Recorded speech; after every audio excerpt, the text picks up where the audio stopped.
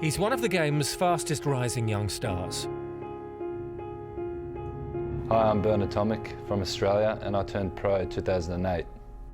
This week, he knocked Fernando Verdasco out of the Australian Open. Yeah, well, I love hitting my forehand and backhand. Both sides are pretty good, and I love putting the ball down low, so it's tough for opponents, and definitely improve a lot of things to become a world-class player over the next few years. And life will certainly be lived in the limelight during the next fortnight in Melbourne. It's hard, you got to travel to tournament, country to country, and it gets a bit difficult sometimes, but you learn to manage these things and focus on the tennis, and I'm doing a good job this year. It's my first big year, and hopefully I've got many more to come. Looking back, Bernard Tomic highlights the fierce rivalry and respect between two of the modern greats as the inspiration behind his own passion for the sport.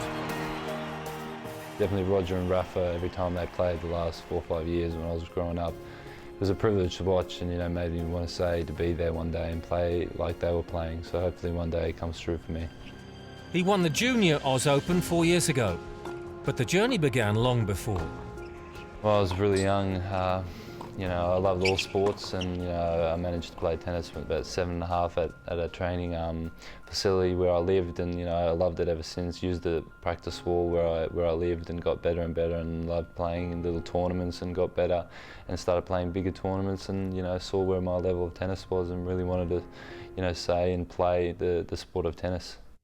Last summer, Tomic announced himself on the big stage in a 4-set Wimbledon quarter-final against Novak Djokovic.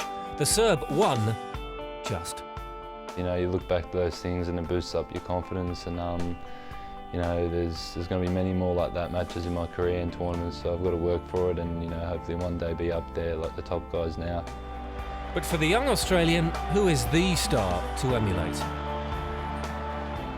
Probably Novak this year, when I played him, and he's had an outstanding year. I'm sure a lot of players will take credit and say that as well, and really proved to us that you can win that many matches and stay on top, and he did a good job.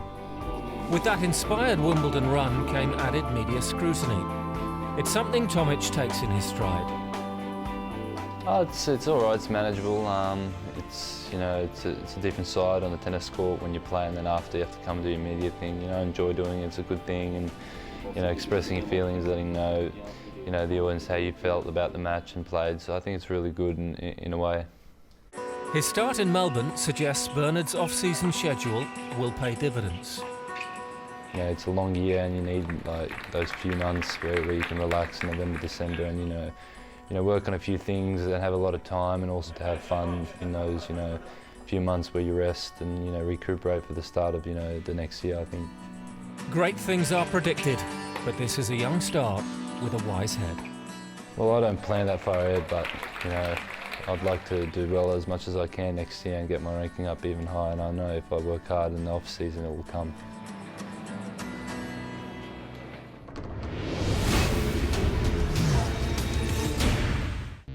Next week on ATP World Tour Uncovered, presented by Rio. Melbourne Matters. We've an exclusive report from the Australian Open. And fighting fit at 30, we're up close with the legend still longing for more, 16-time Grand Slam champion Roger Federer. Don't forget to log on to atpworldtour.com for your 24/7 breaking news, and talk with us on Facebook and Twitter. See you next week.